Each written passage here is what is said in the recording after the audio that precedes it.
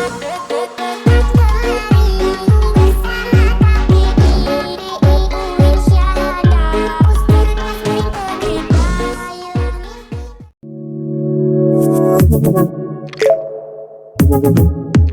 Jungle.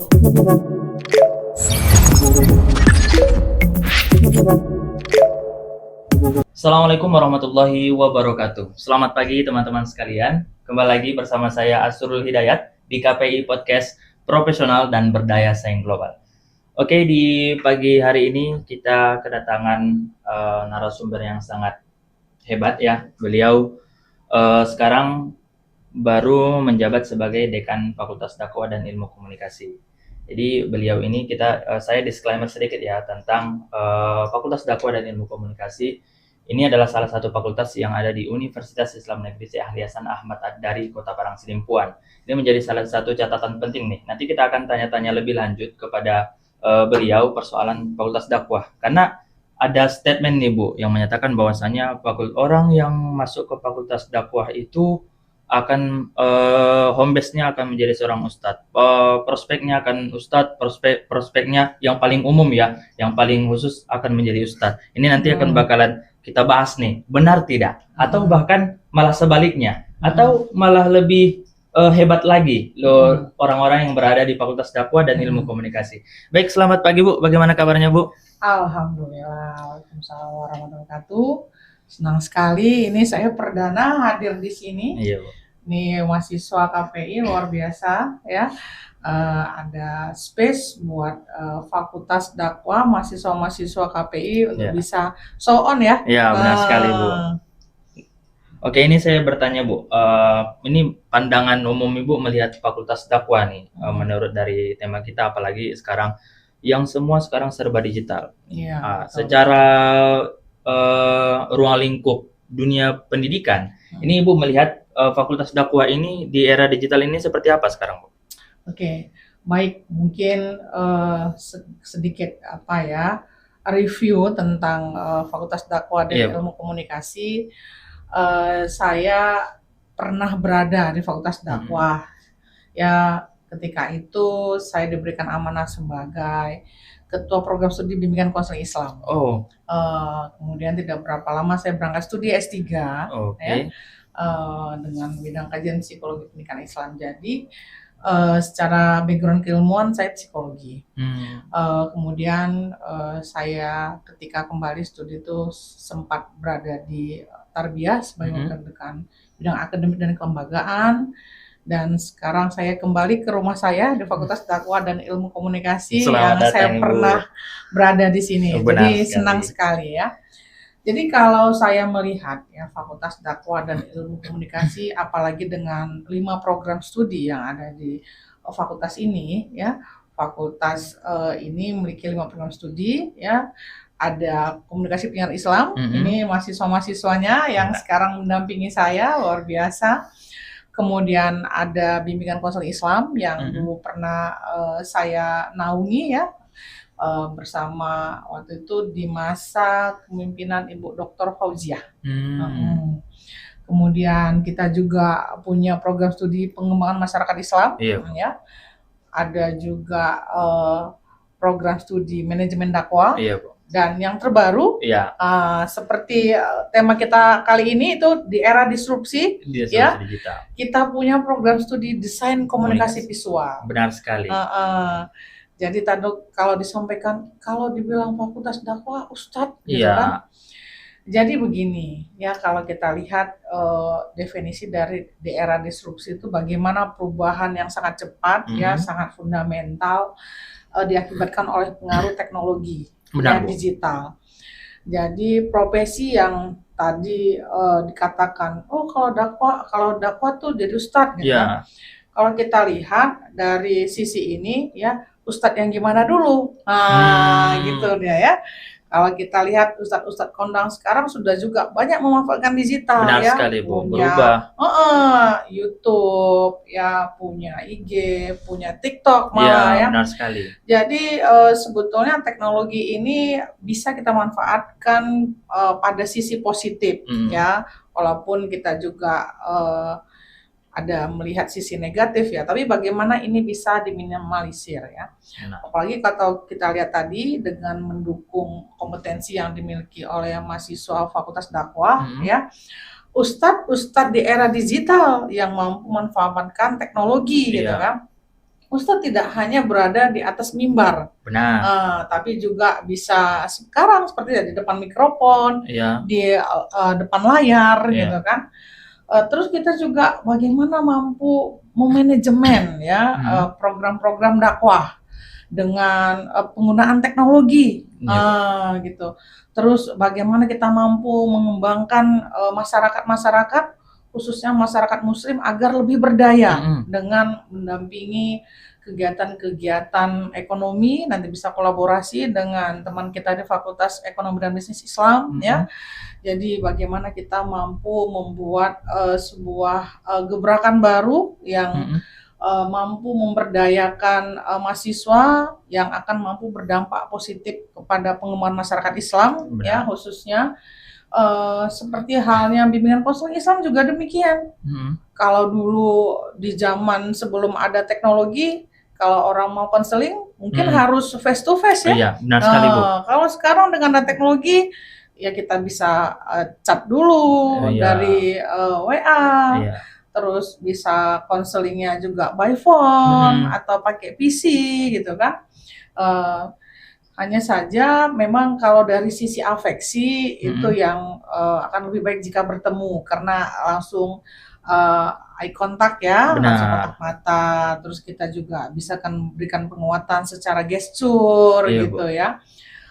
Jadi saya pikir bukan menjadi sebuah halangan ya, apalagi dengan profil mahasiswa yang ada di Fakultas Dakwah dan Ilmu Komunikasi mampu menjadi dai-dai menguasai penguatan teknologi ya, mampu melakukan kegiatan-kegiatan yang bisa memberikan masyarakat Islam. Jadi jangan ragu untuk masuk di Fakultas Dakwah ya, karena kami siap memberdayakan calon-calon mahasiswa ya, apalagi saat ini sedang ada penerimaan mahasiswa baru ya. Jadi mari adik-adik yang SMU silakan bergabung bersama kami, baik dari pondok pesantren, SMU Sederajat, SMK, kita terbuka. Bukan berarti ketika dakwah harus dari pondok pesantren saja. Benar sekali itu Bu. Kami juga membuka yang dari umum. Intinya yang siap untuk belajar. Tapi saya potong sedikit Bu. Iya betul. Tadi soal penggunaan digital ya. Kalau ini kan menjadi pembelajaran juga ya nantinya.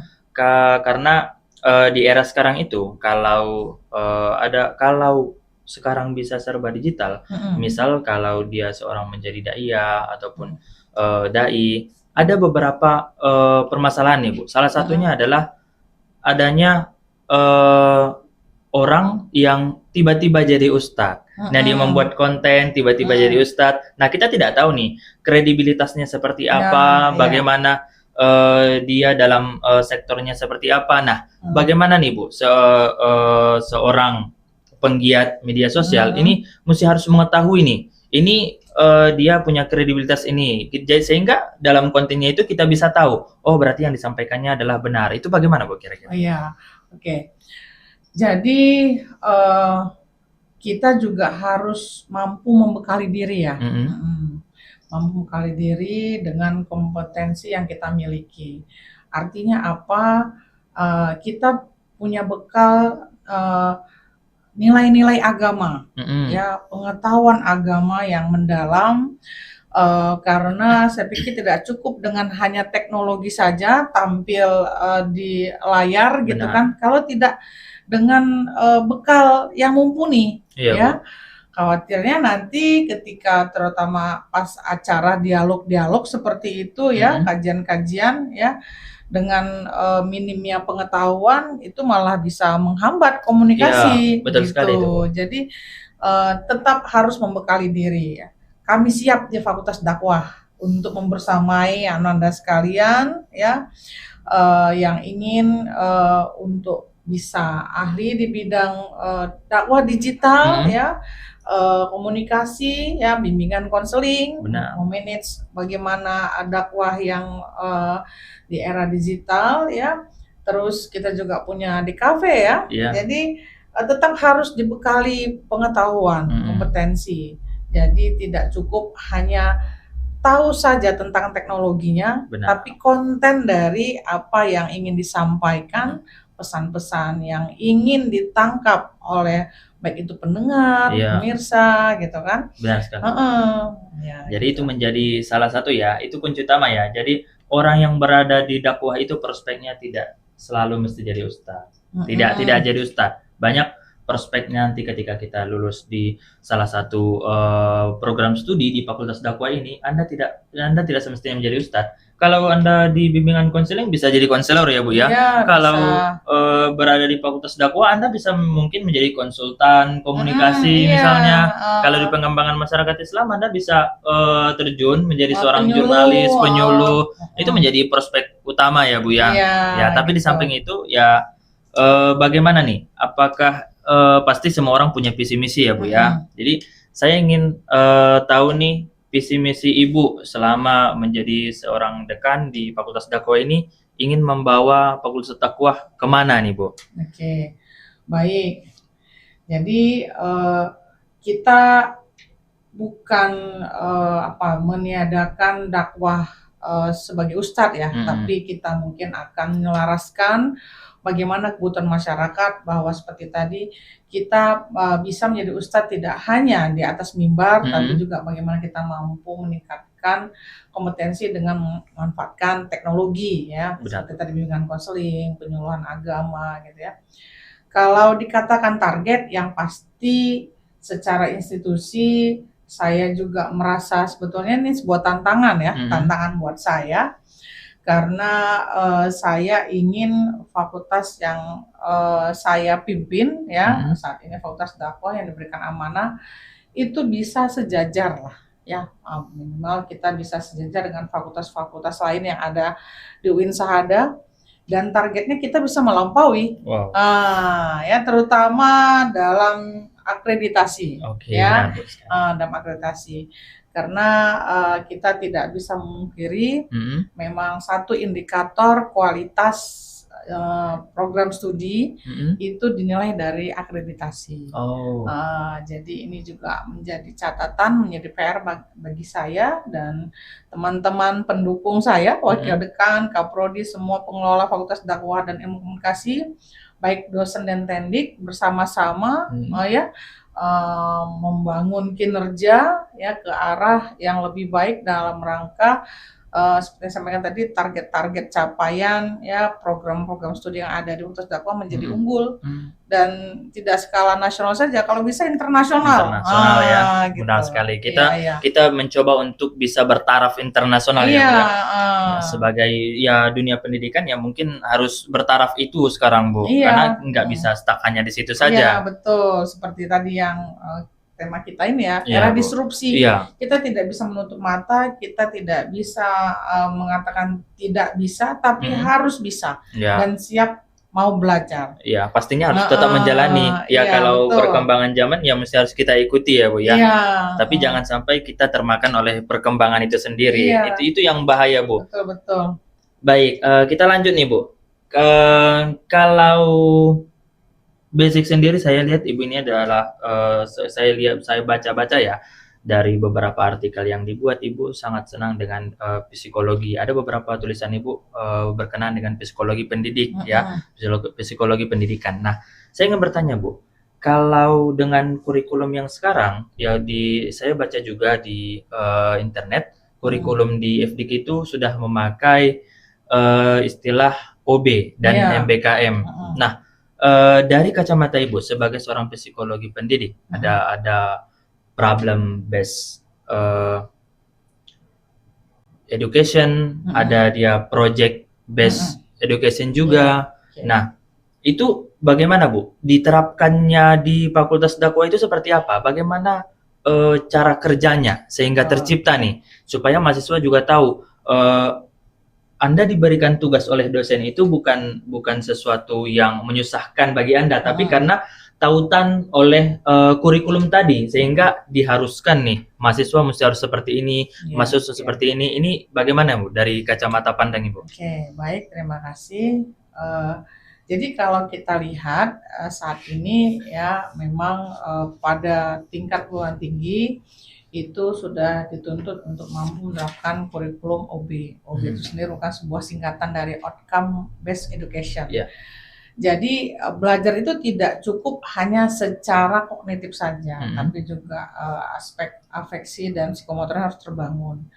Dalam hal ini, bagaimana sebuah proses belajar itu bisa menghasilkan sesuatu, outputnya apa? Yeah. Mahasiswa ketika ikut kuliah, apa yang diperoleh? Gitu. Tidak cukup hanya pengetahuan, tapi bagaimana pengetahuan ini bisa menghasilkan sebuah produk, ya, outcome based education. Jadi ada outputnya. Contohnya, ya, dalam mata kuliah psikologi perkembangan, ya, bagaimana mahasiswa mampu melakukan riset-riset mini, ya, penelitian yang meneliti tentang bagaimana perkembangan anak dikaitkan dengan pola asuh. Gitu. Jadi dari riset mini ini nanti akan menghasilkan sebuah artikel. Artikel ini nanti akan mampu diterbitkan di jurnal-jurnal terakreditasi, ya minimal tersinta ya, Sinta 3, Sinta 4 gitu ya. Dan nanti juga bisa menjadikan tugas-tugas ini, kumpulan makalah-makalah yang dikerjakan selama perkuliahan, bisa menjadi buku, ontologi gitu. Jadi ada outputnya, ada hasilnya. Jadi tidak sekedar jalan aja tanpa ada sebuah hasil dari proses itu. Jadi itu tuntutan dari OB itu. Jadi tidak hanya datang kuliah mendengarkan, duduk diam gitu kan. Tapi ada sesuatu yang dilakukan. Iya, mahasiswa itu harus mendapatkan outcome sehingga dia bisa memberikan output. Benar sekali. Ini sangat menarik, Bu. Sehingga nanti kan akhirnya ada asesmen berbasis kinerja nih di balik OB ini. Nah, kita bisa melihat nih, ini agak sebenarnya agak gimana ya? Bisa nggak asesmen berbasis kinerja itu seperti misalnya membuat project ataupun portofolio ataupun praktik, bisa nggak itu menggantikan yang namanya skripsi ataupun menjadi pilihan nih? Kalau skripsi saya pikir itu tidak menjadi sebuah yang harus dihapuskan karena saya berpikir hal-hal klasik itu masih tetap memiliki nilai guna dan nilai manfaat. Nah, tapi ada tidak bisa tidak asesmen berbasis kinerja tadi menjadi pilihan nih? Jadi tidak hanya skripsi, tapi kamu bisa membuat project, misalnya projectnya ini itu bisa nggak, Bu? Bisa. Ya, saya katakan bisa karena ini sudah diterapkan di beberapa kampus ya.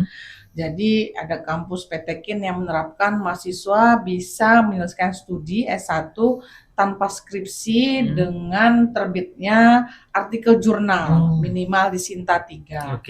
Gitu. Terus ada juga malah mahasiswa yang sudah bisa Scopus. Itu yang menarik ya, Bu. Internasional. Terus ada juga mahasiswa di sebuah PTN yang saya ketahui itu dia memang berbasis project. Dia membuat produk, terus diuji, ya, terus dilihat bagaimana kebermanfaatannya alat tersebut sehingga bisa berdampak, ya, berguna bagi masyarakat secara publik, dan itu dinilai sehingga dia tidak perlu menulis skripsi lagi. Tapi bagaimana dia mampu menampilkan proyek itu, terus bagaimana alurnya, ya. Biasanya sih kalau yang pernah saya baca seperti halnya mahasiswa teknik ya.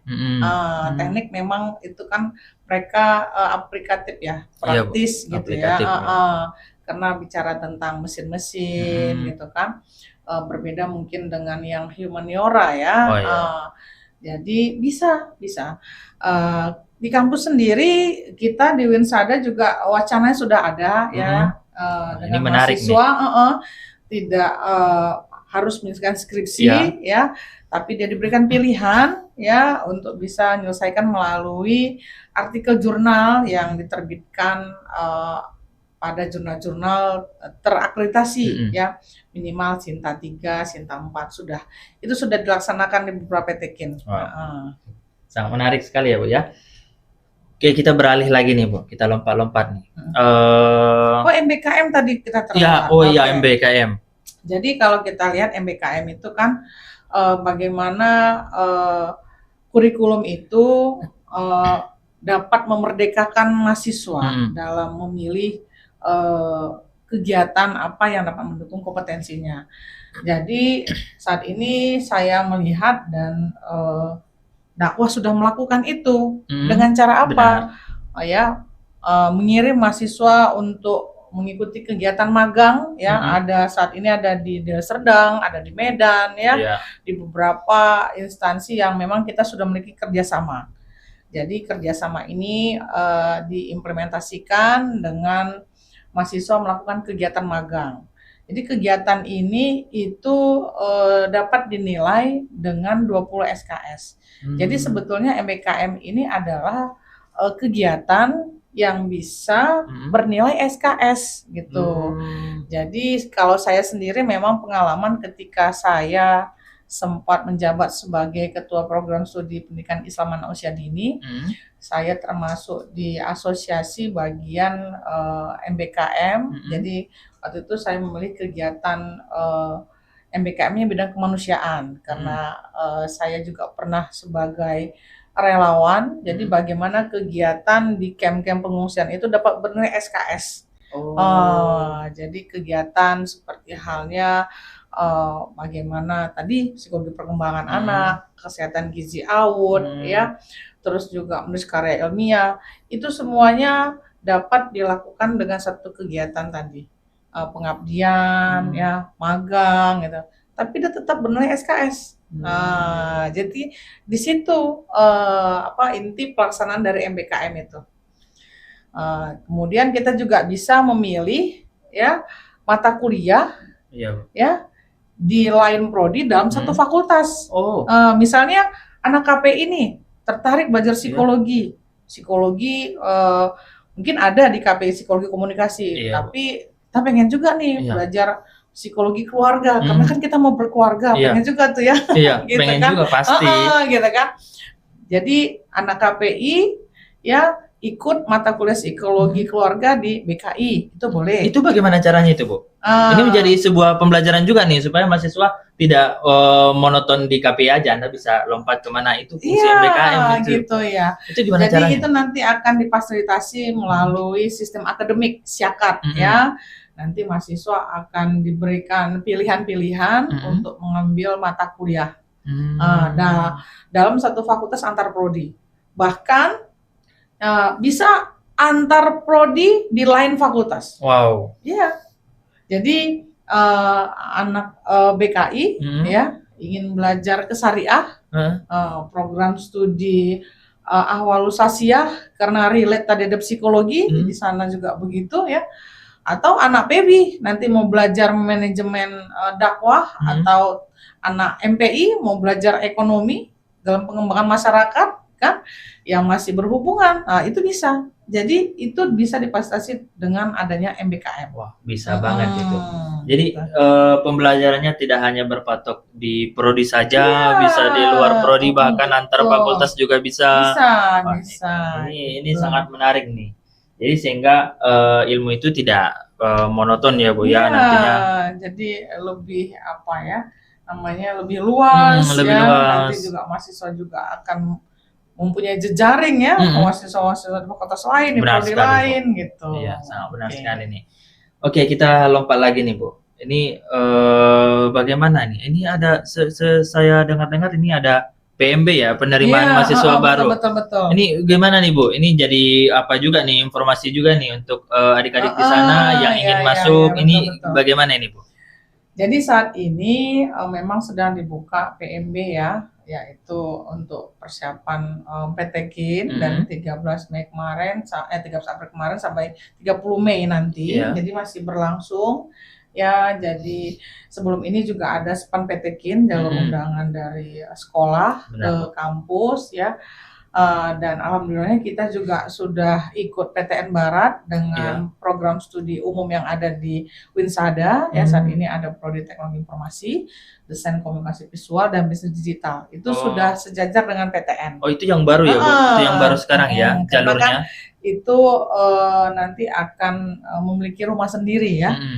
Rencana ke depan kita akan buka Fakultas Saintek. Wow, wow. Ini target gitu. baru ya dari Iya, dari betul betul kampus betul dari sendiri. kampus ya. Luar biasa. Jadi itu bisa kita laksanakan. Kemudian nanti juga ada kita UM lokal ya, UM lokal itu UM mandiri gitu Iya. ya, dilaksanakan oleh kampus. Jadi kalau kita lihat memang alhamdulillah setiap tahun terjadi peningkatan ya, antusias yang sangat tinggi kepada calon-calon mahasiswa untuk dapat bergabung ya, berkompetisi bisa masuk ke Winsada. Dan saya pikir kita juga khususnya masyarakat yang ada di Tabaksel patut berbangga. Iya. Ada kampus sekelas UIN Iya. ya di kota Padang Padang Sidempuan ya. Kita sudah sama nih dengan UIN Sarip, UIN-nya ya. Terus UINSU, tapi tetap dengan catatan kita memang harus berbenah. Iya, benar sekali. Jadi jangan euforia sesaat UIN gitu kan, Iya. tapi bagaimana kita juga mampu membekali ya prodi-prodi kita Iya. ya, khususnya di prodi-prodi yang ada di Fakultas Dakwah untuk bisa sejajar tadi saya katakan ya dengan fakultas lain, dengan universitas lain, bahkan bisa melampaui. Iya.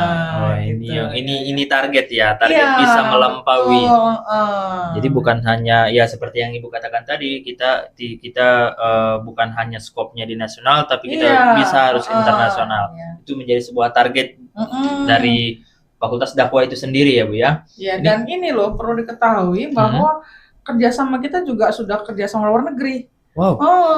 Kita pernah mengirimkan mahasiswa kita juga kemarin bersama dosen-dosen itu ke Thailand ya. Dalam waktu dekat saya sudah komunikasi sama Prof. Gofar di Universitas Kebangsaan Malaysia UKM. Dalam waktu dekat kita juga ada dakwah Amalia ya yang rencana nanti bulan 6 itu juga akan mengirimkan mahasiswa-mahasiswa dakwah. Silahkan mendaftar nanti ketika pembukaannya sudah disosialisasikan ya, dengan mengirimkan beberapa orang mahasiswa kita nanti didampingi dosen, kita akan melaksanakan PKM di sana, PKM internasional. Jadi ya, itu memang target ya, target capaian dan memang harus ada indikatornya gitu. Jadi contohnya kayak tadi saya sampaikan saat ini juga sedang berlangsung ya seleksi mahasiswa beasiswa ke Bank Sentralan. Jadi kalau di Dakwah itu ada 2 program studi yang bisa mendaftar, yaitu KPI dan MD. Juga banyak beasiswa lain ya. Jadi mari bergabung bersama kami di Fakultas Dakwah dan Ilmu Komunikasi. Banyak beasiswanya juga ya Bu ya. Banyak beasiswa, banyak kegiatan, dosennya baik-baik, kompeten semuanya. Pastinya ya. Fasilitas kita mendukung nih kayak podcast ini ya. Podcast, lab komputer, ada lab BK gitu kan. Jadi ada kegiatan karakter building ya, yang sangat banyak sekali ya. Minat mahasiswa. Sangat mendukung mahasiswa sekali ya, sehingga mahasiswa itu dapat berkembang secara maksimal ya, bisa maju. Betul. Kita fasilitasi.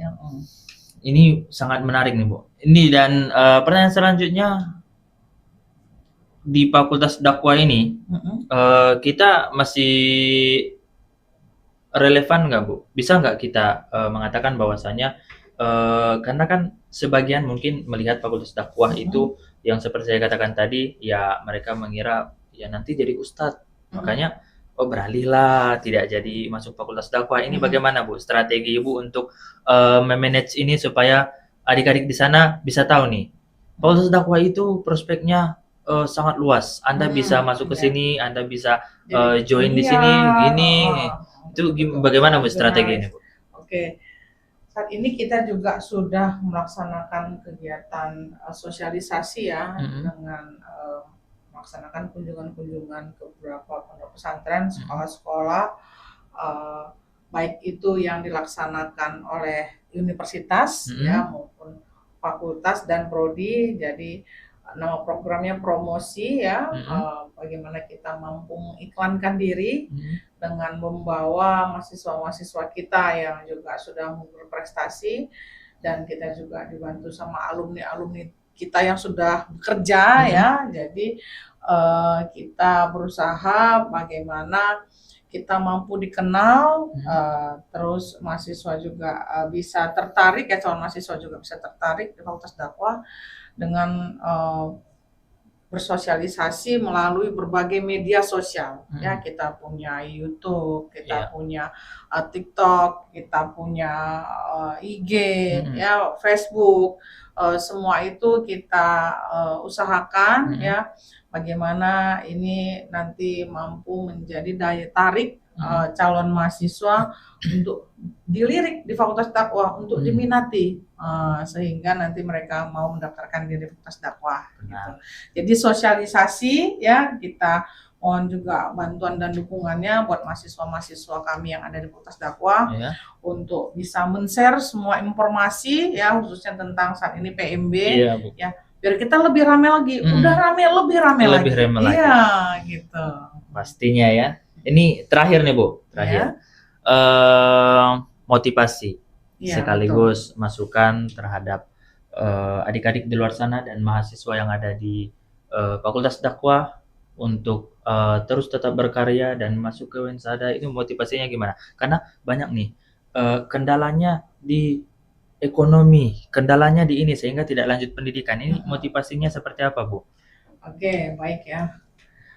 Saya mungkin sedikit cerita tentang saya juga ya. Jadi saya kemarin itu pernah juga mengalami sebuah hambatan sehingga saya sempat istirahat sejenak dalam menempuh pendidikan. Tapi dengan support sistem saya luar biasa, keluarga, lingkungan pertemanan, saya mampu bangkit, berdiri, berjalan, dan bahkan berlari. Jadi mari ya adik-adik mahasiswa yang saat ini menempuh pendidikan, calon mahasiswa yang bergabung sama kami, yakinlah bahwa dengan usaha, dengan doa yang kita lakukan tidak akan ada yang sia-sia, ya. Jadi saya pikir Allah juga Maha mengetahui ya, dengan keyakinan kita miliki bahwa semuanya itu akan bernilai, memberikan hal yang baik buat kita. Tinggal bagaimana kita mampu melihatnya dari sisi positif yang mana gitu. Jadi saya pikir nggak ada yang nggak mungkin ya kalau sudah Allah berkehendak gitu. Termasuk bagaimana kamu sukses dunia pendidikan. Banyak cerita-cerita berseliweran di media sosial. Baru-baru ini saya melihat ada mahasiswa metalurgi apa itu di ITB itu, ternyata itu berasal dari kota Binjai yang orang tuanya bekerja sebagai supir angkot. Dia mampu menjadi mahasiswa berprestasi ya. Tidak sampai 4 tahun dia selesai dan dia cum laude. Jadi artinya apa? Ya, banyak peluang beasiswa yang ada di depan ya. Seperti tadi yang saya sampaikan, Fakultas Dakwah kita punya beasiswa KIP, ada beasiswa tadi ke Bank Sentralan, juga ada beasiswa UPZ, BLU, dan beasiswa-beasiswa dari instansi yang bekerja sama dengan kita. Jadi dengan begitu maka akan terbuka peluang ya bagi calon mahasiswa ataupun mahasiswa untuk bisa bergiat dalam menempuh pendidikan. Karena dengan pendidikan ini ya itu akan menjadi bekal kita hidup ya. Jadi Anda akan berbeda dengan tampilan orang-orang yang tidak sekolah gitu ya. Jadi isi kepalanya itu sudah berbeda ya. Tapi harus dibarengi, tidak cukup cuma pinter saja. Tapi bagaimana kita juga mampu membekali diri kita dengan nilai-nilai spiritual ya. Jadi tidak cukup hanya IQ saja. Tapi bagaimana nilai sosial, spiritual kita. Dan ini juga saya pikir juga sangat penting ya, adversity question. Jadi daya juang. Nah, ini dia. Karena katanya kalau generasi Gen Z ini generasi strawberry katanya, lembek gitu kan. Jadi jangan jangan beranggapan bahwa Anda sama yang lain yang selama ini dibangun image seperti itu. Tunjukkan bahwa Anda mampu ya, Anda bisa berkompetensi ya, bisa berkompetisi ya, Anda tunjukkan kemampuan Anda, karena saya yakin tidak ada ciptaan Allah yang sia-sia ya, apalagi manusia dengan keistimewaan akal, pikiran yang dimiliki. Tinggal hanya saja bagaimana kita mampu membaca diri, melihat ke diri kita apa yang menjadi potensi kemampuan yang kita miliki, itu yang akan kita kembangkan melalui pendidikan. Jadi jangan pernah lelah ya, teruslah berusaha menggapai cita-cita.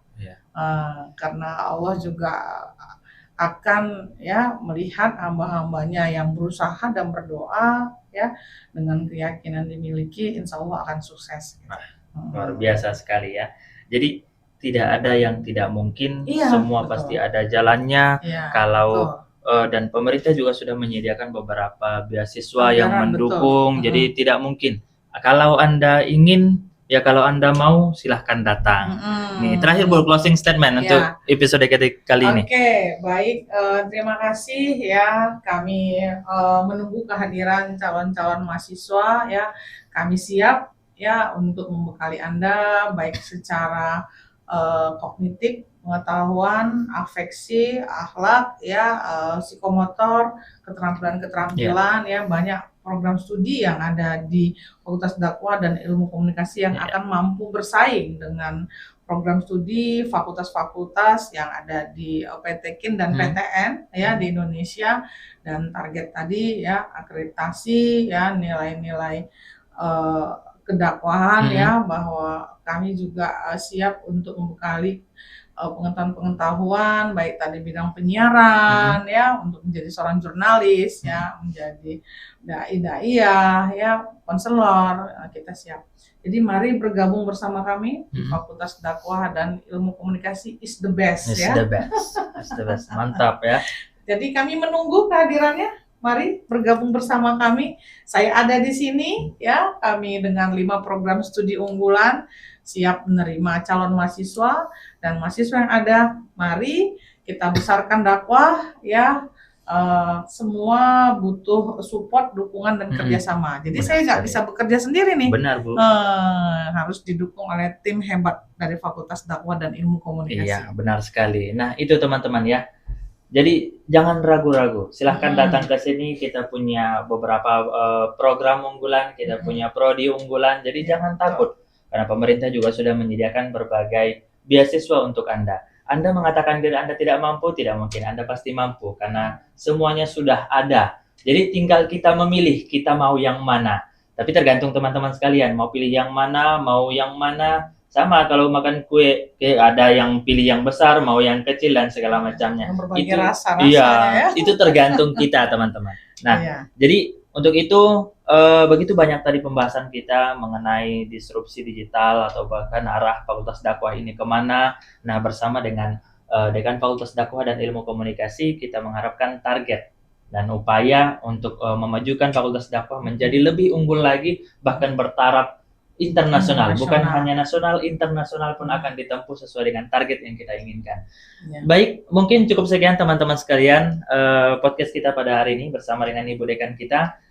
Jangan lupa like, comment, and subscribe, share sebanyak-banyaknya. Ini untuk menjadi sebuah informasi dan pembelajaran juga bagi kita. Saya Asrul Hidayat pamit undur diri dari KPI Podcast Profesional dan Berdaya Saing Global. Assalamualaikum warahmatullahi wabarakatuh.